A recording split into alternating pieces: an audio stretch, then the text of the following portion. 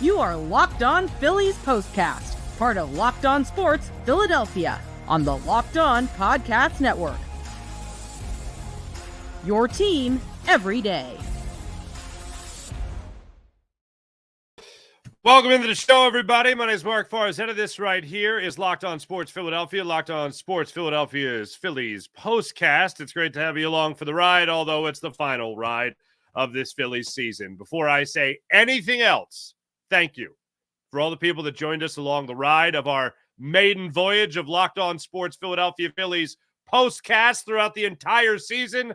I've had an absolute blast through all the ups, through all of the downs, and, of course, through this horrible down, losing Game 4, the decisive Game 4, unfortunately, for the Philadelphia Phillies against the New York Mets, dropping 4-1. But thank you for joining us throughout this entire season. For those that jumped on along the way,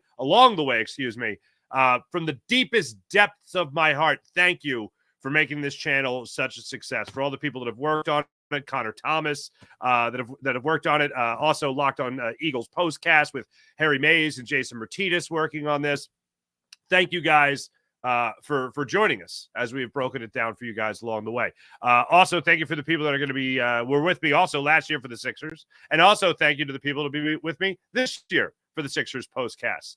So just want to start off with my deep appreciation and gratitude for you guys helping this channel grow within its first season, already over 1,000 subs. For the views and all that stuff, thank you guys so much for all of it, for all your participation in the chat.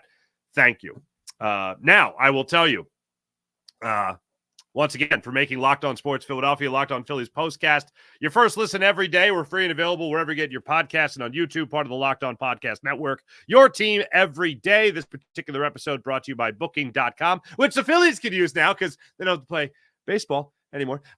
Use Booking.com. Booking.yeah, the right stay can make you a fan of any city, even your baseball rival city. Book today at Booking.com, the official accommodation partner of Major League Baseball. Get Booking.com. Booking.yeah. Get the Booking.com app today. I'm going to jump to the end. We knew all along throughout this entire game, we knew when the Phillies got one run barely across the plate in the fourth inning, we knew that wasn't going to be enough. If you thought, well, they're good, the bullpen's got this, Rangers got this, they got this, one run is all you're going to need. If you thought that, you're cuckoo. I didn't think that. I was like, okay, all right, they kind of got a run there. That still counts. It's not an RBI or anything, but all right, it's a run. 1-0. Whoopity-doo. Got to add on to it, and they never added on to it. Didn't have much confidence in the bullpen. I didn't have confidence in Ranger Suarez going into tonight, but he pitched great. I know he got himself into jams. His defense, Alec Bohm mainly, didn't help him out too much in this game either.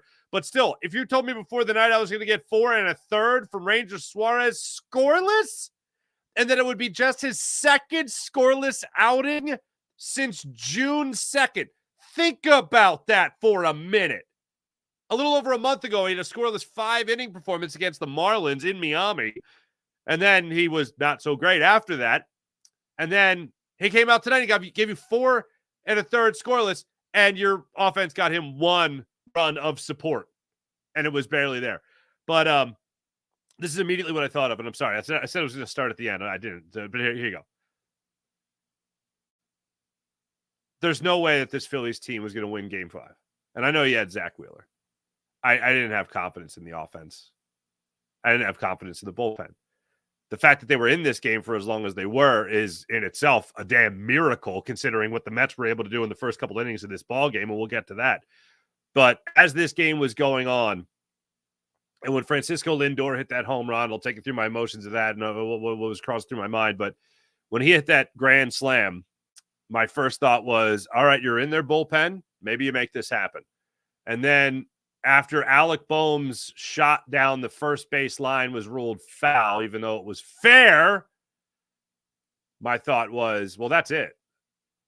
Not that I had high confidence before that the Phillies were going to come back in this game, but at that exact moment when Bohm was throwing his, and rightfully so, his hissy fit, but he's had a few of them, my first thought was, I am somewhat relieved.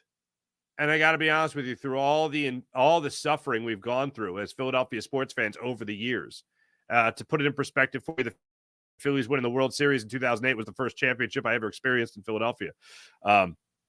But even though I got to enjoy that, and I got to enjoy the Eagles winning the Super Bowl, and I got to enjoy the Eagles going to the Super Bowl again recently, excuse me. All the disappointment with the 76ers team with Joel Embiid and Ben Simmons and the James, all that stuff. Like, I don't want to go through all of horrible memory lane, but all the disappointment I've gone through with that, I don't think I've ever, in any instance, felt any morsel of relief. I felt relief tonight.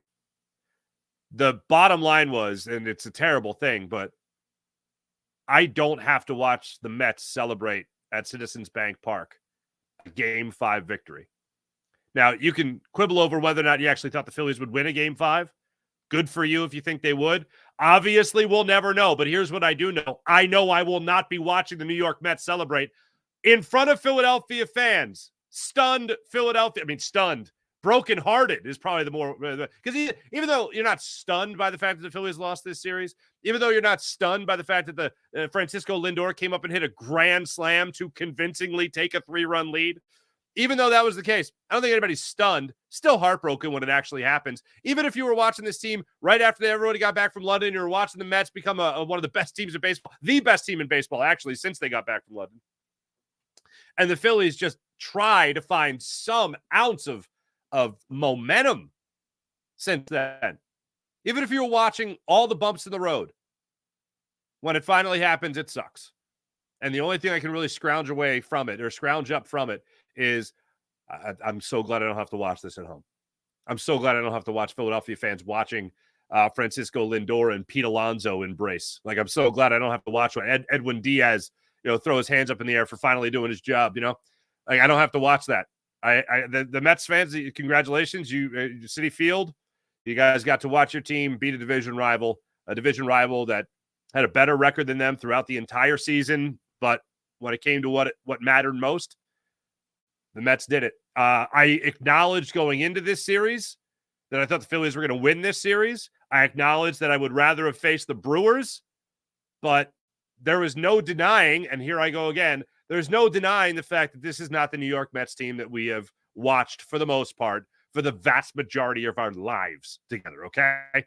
This is not the same team. The Vientos error in Game 2, I don't think he got charged for an error in Game 2 when Stott scored on the Realmuto dribbler, but the fielder's choice and the run scoring there, and then him coming back and hitting the 2-run home run, that doesn't happen. They're dead after that, but they came back and they fought. Vientos coming up and allowing the only run to cross the plate for the Phils on his bobble at third base from another very similar dribbler as well, off the bat of Alec Bohm. They're dead after that. They open a window usually. That's what opens the floodgates against the Mets. That it was not allowed in this playoff series, and quite frankly, the Mets have not allowed that since, through June, July, August, September. So 4 months of that. Hat tip to the New York Mets. As for our Philadelphia Phillies,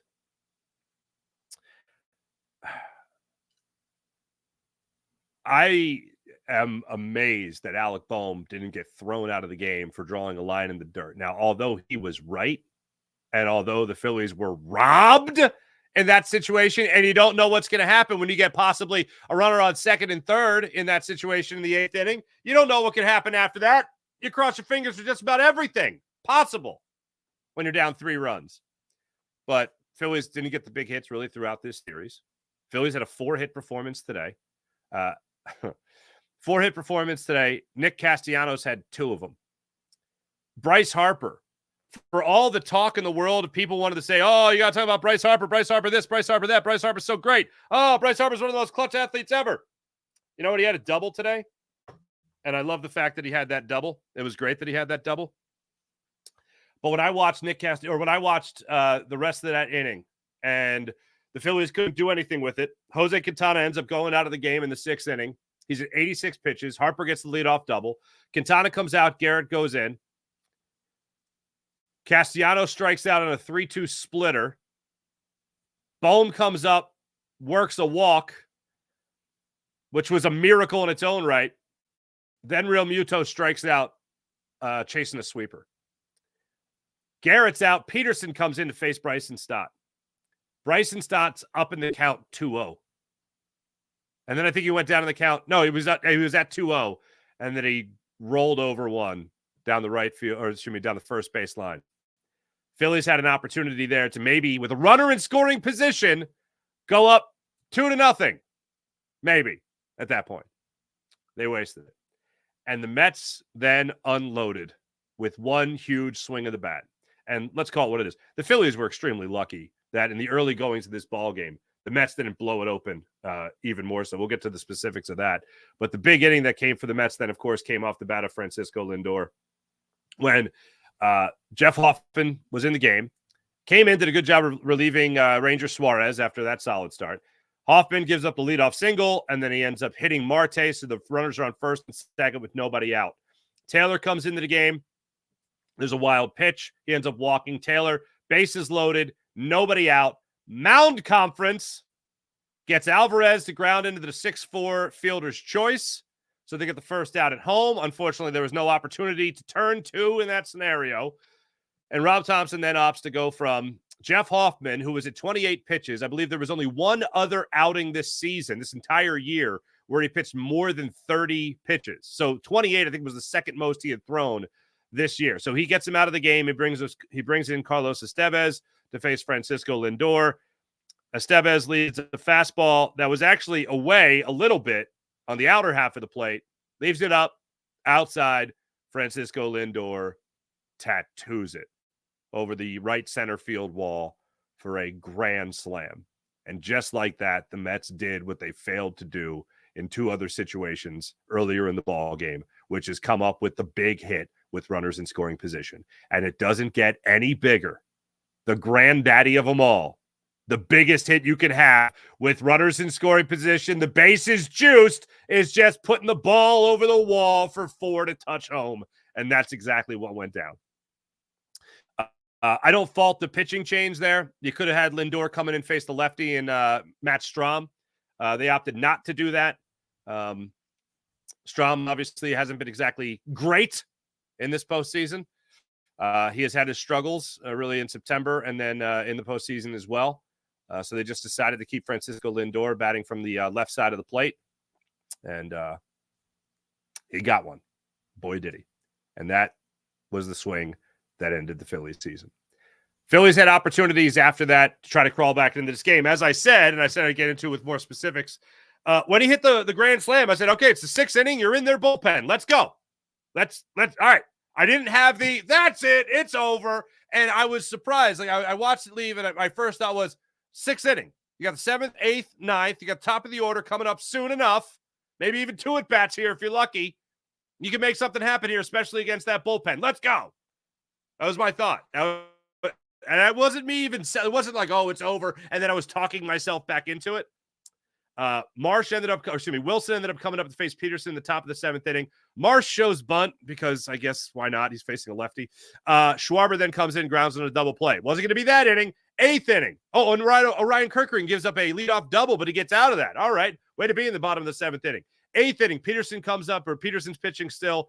Turner strikes out on the slider. Harper grounds out on a first pitch to third. Castellanos gets his second hit of the ball game. And then this is where Alec Bohm puts the ball down the first base line. That was fair. It bounced on the infield in fair territory. And then it looked like it bounced twice. I thought originally it bounced 3 times. Once clearly in fair territory on the infield. And then I thought it bounced again right by the umpire's foot, but I think that's the umpire kicking up the dirt, and then it bounced in foul territory. That looked like a fair ball to me. And I think Alec Bohm was insanely emphatic that he knew it was a foul ball. I don't know why Rob Thompson didn't argue. Your season is on the line. Who gives a damn if you're getting thrown out of this game? You can watch it yourself. And you didn't run out of the field and do anything? No? Okay, thanks, Topper. Players manager my ass. Anyway, Bohm throws his fit, and this is where I thought he was going to get tossed. He looked like he drew a line in the dirt, and that's like an automatic. That's punch your ticket to the showers, son. I give credit to the first base umpire. He didn't throw him out. Give him credit for that. But any anger I have at any umpiring tonight, or even at the Fox telecast tonight, the Fox broadcast, which I did not like at all for both sides. Like if I'm a Mets fan and I see the Francisco Lindor home run, I want to see the Francisco Lindor home run again. You can always cut to them celebrating, okay? Or if Bryce Harper hits a home run, I don't need to see Bryce Harper round the bases, go into the dugout, kiss babies, shake hands. I don't need to see that. I just need to see. I want to see it again. To see check swings not replayed real quick by the Fox broadcast was terrible. And Harper had one of those in the first inning as well, where I don't think he went around and we never saw the replay of it. But all those little things are only a sprinkling on top of the heaping pile of crap that we watch from this Phillies offense throughout the entire game or throughout the entire series. And some of the things that really jump out to me, like, look at this. Kyle Schwarber, 125 for the series, 263 on base percentage. Trey Turner, 200, 294 on base percentage. Bryce Harper, hey, for the most part, you're cool. Nick Castellanos, again, for the second consecutive NLDS, hits over 400. Alec Bohm, 0.077. Okay. That's what he bats for his limited time. Cool. And what did he see the entire time? Like 7 pitches? Realmuto batted, nothing. He literally batted nothing. Cool. Bryson Stott, 182, par for the course. Weston Wilson, not even mad at you. You haven't been around long enough. And Brandon Marsh, look at this. Like, these numbers ain't going to win you a series against anybody, especially not the hottest team in baseball.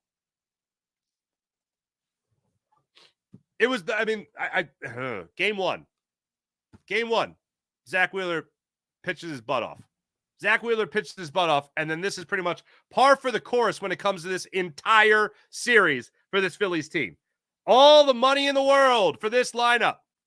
All the money in the world. And a game like today, a deciding game 4. Bryce Harper, $330 million man. Trey Turner, $300 million man. They combined to go 1 for 7 in this series. Or excuse me, in this game today, the decisive game. Yeah, I'd say that's frustrating. It makes me want to expedite the process of all these young guys coming up. whether it's Aiden Miller, Andrew Painter, going to pitch in the Arizona Fall League. Hopefully, like Andrew Painter doesn't have Tommy John surgery, and we never see Taijuan Walker this year. At least we never see him come back. We certainly don't see him pitch in September against these Mets. That's for damn sure.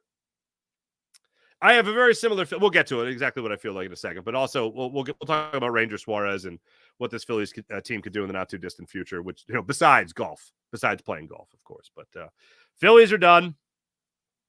The trauma continues for Philadelphia sports.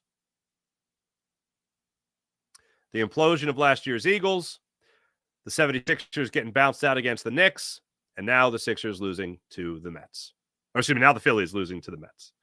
We're all here to have a good time. Back in a second, this is Locked On Sports Philadelphia and the Locked On Sports Philadelphia YouTube channel, Locked On Phillies Postcast.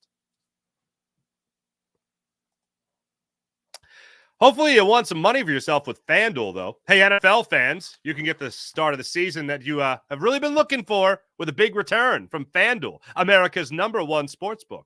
So when you get a hunch in the middle of a game, maybe you're watching a little football action, you can check out the latest stats. You can view live play-by-play and so much more on the very same page you place your bets with FanDuel. That's right, FanDuel.com. Here you go. You can get started with $200 in bonus bets. That's right. Get started with bonus bets of $200 guaranteed when you place your first $5 bet. Not too shabby on FanDuel, FanDuel.com. Download the FanDuel app today as well. You'll get started with $200 in bonus bets guaranteed when you place your first $5 bet. How about these bets you can make right now? Plus 500 or what the Kansas City Chiefs are going off right now to win the Super Bowl. San Francisco 49ers plus 650. Philadelphia Eagles, plus 1,400. That's what they're going off right now on FanDuel. So download the FanDuel app. and go to FanDuel.com. That's FanDuel.com, America's #1 sportsbook, FanDuel.com.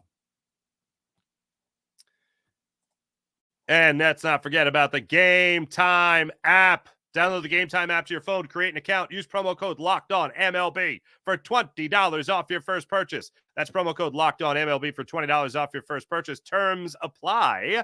Game Time has a new feature called Game Time Picks that makes getting tickets to your favorite live events even easier. Game Time Picks filters out all the fluff to show you only incredible deals on great seats, so you don't have to waste time searching through thousands of tickets.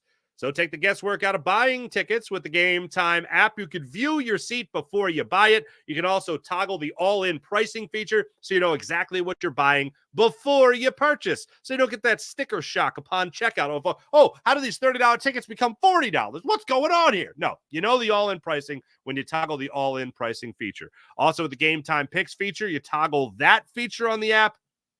And like I said, you can filter through thousands of tickets, so you just see the best seats at the best prices on the Game Time app. So once again, download the Game Time app to your phone, create an account, use promo code LOCKEDONMLB for $20 off your first purchase. That's LOCKEDONMLB for $20 off your first purchase. Terms apply. Again, use redemption code LOCKEDON, LOCKEDON, for $20 off your first purchase. Download the Game Time app today. What time is it? Game time. We will make sure that we give a look at the chat check today. So don't you worry. You guys hang tight. I appreciate you. I saw some of you wonderful regulars going off earlier, and I don't blame you for that. First and foremost, though, let's talk about Ranger Suarez. This was incredible. So Ranger got shelled against the Nationals over a little more than 2 innings worth of work. 6 innings. Or excuse me, 6 runs is what he allowed. And then he comes up here all of a sudden to face off against the New York Mets. Like I said before, if I saw 4 and a third scoreless innings from Ranger Suarez, if you were to go into the future and then come back and tell me, you're not going to believe this, I wouldn't have believed it. But here we go. First inning, he strikes out Francisco Lindor on that curveball. The curveball was working something beautiful tonight. Then Vientos goes up there and he gets the double to center field. Then he works them all, first and second, 1 out. Alonso gets the infield single to third. What was Alec Bohm doing? I don't know what he was doing, but it was bad, whatever it was. I don't think he had a play to make the tag at Vientos, who was going from second to third on this play. I don't think he had the play to be made there. So then he rushed the throw, bobbled a little bit, tried to make the throw to first, wasn't there. So all of a sudden, bases loaded, 1 out. What did I say was working for Ranger Suarez? The curveball was working for Ranger Suarez. He gets Iglesias to strike out, chasing the curveball. Then he gets Martinez to strike out with the curveball. 30-pitch first inning for Ranger Suarez. Bing, bang, boom, he gets out of a bases-loaded 1-out jam. Fast forward to the second inning after the Phillies weren't able to get anything going other than a walk on 5 pitches by JT Realmuto in the top of the second. Ranger Suarez pitching in the bottom of the second. Starts off with Marte getting on base by a 3-2 pitch, misses last pitch, awards the walk. Taylor gets a single, first and second, no outs. Strikes out Alvarez on guess what? The curveball. Lindor steps up. He strikes him out on guess what? The curveball. Then Vientos goes up there. He gets the single. He gets the infield single. Bohm is at third base again and makes no play. Makes no play. Bases loaded again, this time with 2 outs. They get Brandon Nimmo to hit a hard hit grounder to Bryce Harper, who gloves it and steps on first. 30-pitch inning, 23-pitch second inning for Ranger Suarez. So he's already up there. And through the first 2 innings, the New York Metropolitans have 6 base runners, and they go 2 for 7 with runners in scoring position, and both those hits were infield singles to Alec Bohm, who couldn't make a play. Getting that pitch count up, not helping out your boy, Ranger Suarez. Third inning, what do you know? Another leadoff runner on. This time it's Pete Alonso. 3-2 pitch, worked a full count, walks him. Iglesias strikes out on a curveball. Martinez then grounds it into 6-4-3 double play. All of a sudden, you got a 14-pitch inning for Ranger. There you go, fella. And even they tried to botch it on that one. That was the one where Turner tried to throw over the head of Bryson Stott. Phillies get that run to finally cross the plate in the in the 4th inning. Turner led off with a ground out to short. Harper worked a walk. Castellanos came up with a double, second and third. 1 out. Alec Bohm hits the fielder's choice to Vientos, who couldn't field it. Harper ends up scoring. Yeah, I think it was first and second after that. Then Realmuto flies out to right field. Stott flies out to center. So runners on, runners in scoring position with one out. Couldn't do any more damage with that opportunity in the fourth inning. They squeeze out, barely, ringing out from a dry rag. One measly fielder's choice run. Ranger then comes back in the fourth inning, 1-2-3. That was nice. That was a 12-pitch inning. Fifth inning, that's where things started to get a little bit more shaky for Rangers. Started the fifth inning at 79 pitches. Lindor led off with a double. Then he gives up the walk to Vientos. First and second, nobody out. Strikes out Nimmo, looking at a fastball. Suarez out. Hoffman in. K's Alonso. And he gets Iglesias to a little dribbler in front of the plate.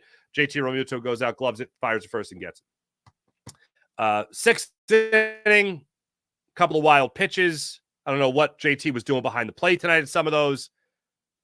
A little bit of movement, maybe not reach. You know, best catcher in baseball. Maybe get in front of a couple of those. I don't know. And then, I mean, you know how it ends. Lindor comes up with the home run, and that was the grand slam, and that was that. Bing, bang, boom. Everything sucks. Extremely rough one. Extremely rough one.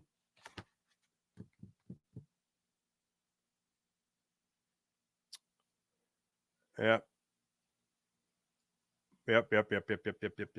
Not great. Not great. I'm going to have to navigate the chat as quickly as possible.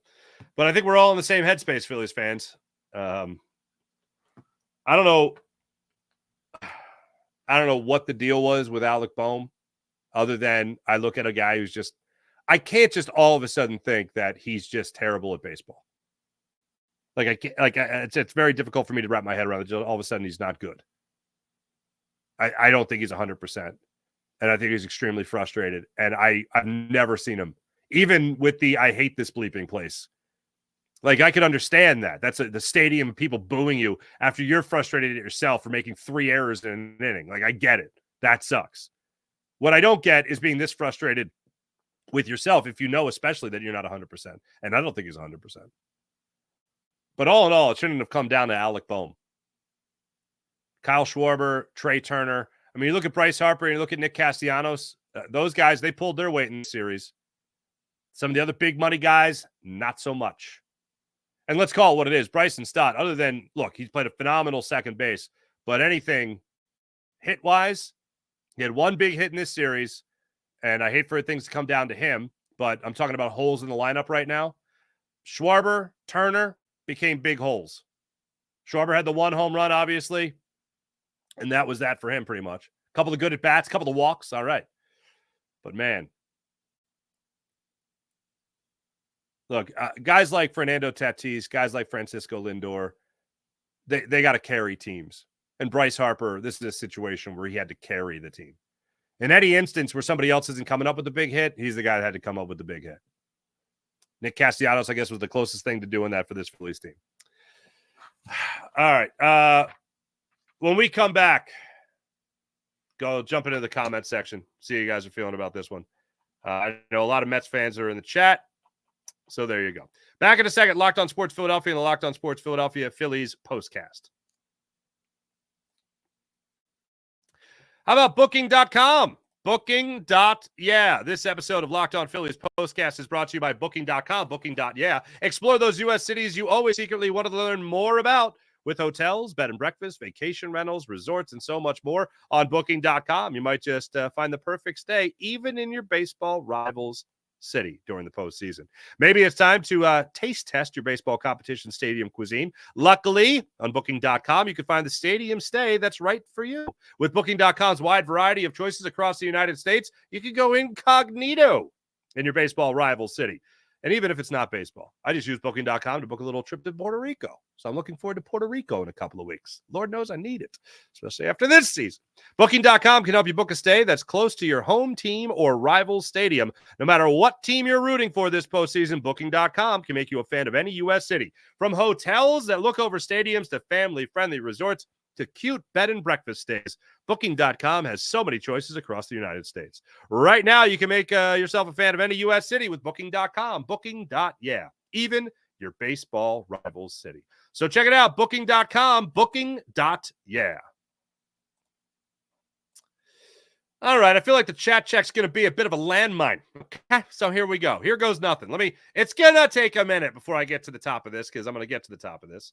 I'm going to start with those. First come, first serve. These are the rules, folks. Rules we've played by all season long. Friggin' Phillies. Farzy, thanks for all the great postcast shows this season. See you guys in April. Hey, maybe you could change your name to friggin' Sixers because I'll have Sixers coverage for you guys as well. John Marinelli. Oh, wow. This is all in Italian. Mi dispiace molto il brutto momento che stai passando. Che vediamo la prossima stagione. I'm sorry. No momentum. We go. I'm out. That's all I got for you, John. You have exceeded my Italian knowledge, my friend. So I will say, a me dispiace, a me scusi. By the way, some other day, John, I got to tell you a great story about the difference between mi scusi and me dispiace and how I learned that. It's a beautiful story. Graham Francis, what's going on? Well, we'll always have April to look back on. Evelyn, Farzy, thanks for the great recaps and laughs. So glad I found. Oh, thank you so much. See you next season. Thank you, Evelyn. Appreciate you joining the show. Frank, this season will sting for a very long time. Embarrassing. Absolutely. Well, this season is just another season to add to the idea of why we have trust issues.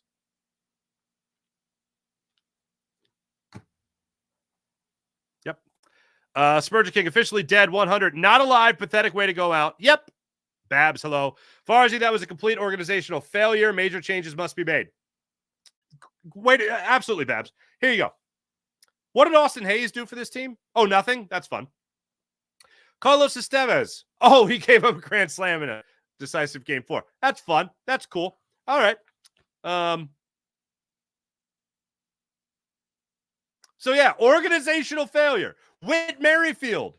Like, what did you do to become better than what you were last year? Like, this is what should have happened. Lose the World Series, lose the NLCS, lose the NLDS. This is what happens. Steve, better be a busy offseason. I agree. Tim Chione, what's going on? We really, really sucked. They didn't give a damn at all. Certainly felt like it. Tim, thank you. Really enjoyed your podcast, Mark. Look forward to next season. Thank you, Tim. I appreciate that. Lost the World Series, says friggin' Phillies. We lost the championship series. Now we lost the divisional series. Next year, we lost the wild card series. It's like we hit for this cycle. Yeah. Brian. Hello, Brian. Nick Castellanos is the only player in the lineup that played his heart out. This is such a disappointment, point blank. The Mets wanted it more. Thank you for the great point. You're very kind. Thank you very much. Timothy B. This team was setting us up for the eventual fall since June. So no one should be surprised. Yeah, I'm not. Matt Wetterell, what's going on? As a Braves fan, I could say, y'all reap what you sow. Win the division. All right. All right. You can say that. I mean, we did it too the last 2 years, so I get it. The Phillies did the stupid thing of, they did the stupid thing of, what's it called? Oh, yeah, winning their division like a bunch of morons. Ari, resident Cardinals fan. Thank you, Ari. Sorry, friends. Hate the flipping Mets. So do I. Thank you. Ray Amato, hello. Watching the ninth inning. A part of me wanted to come back, but a larger part of them, or wanted to come back, but just wanted the game to be over. There was no way we had any shot this year. Pretty much. KC says JT is cooked. Turner was a mistake. Marsh sucks. Dombrowski deadline pickups. Yep. Sharpie I. Yep. John Crux Twitter feed. It's been fun, Farzy. Here's my final take. Topper needs to go out. He needs to go, I guess. His fatal mistake was pitching Hoffman after he struggled mightily in game 1 over Sanchez on his BP day. Oh, his bullpen day? Trade Bohm, trade Marsh.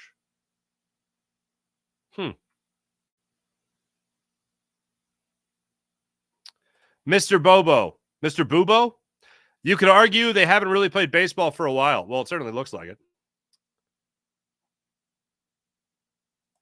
You mean all the stiffs that Dombrowski picked up at the trade deadline, KC? Yeah, that's exactly what I mean.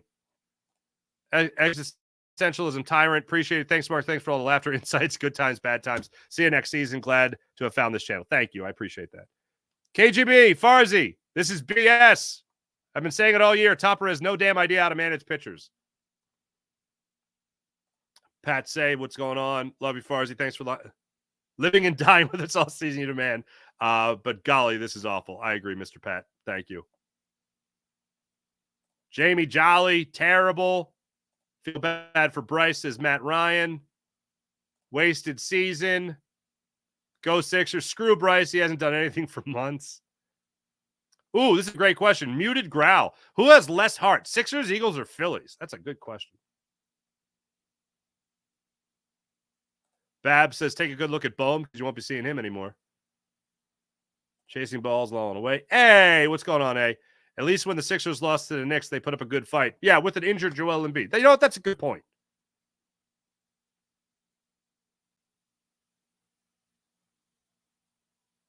Jorge, a lot of respect for the Phils. Thank you very much, especially Bryce.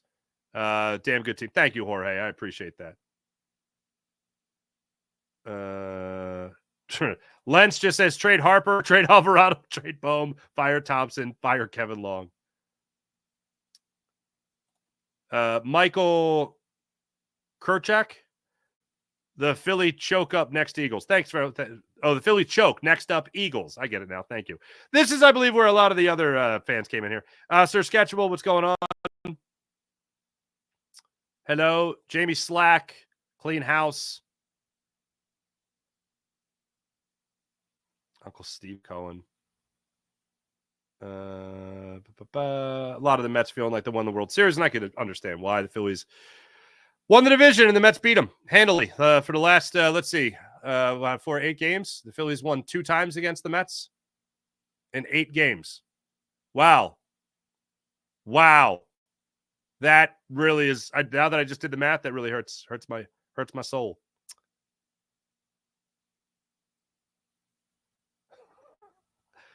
Thanks everybody in the chat. You guys are wonderful as per usual.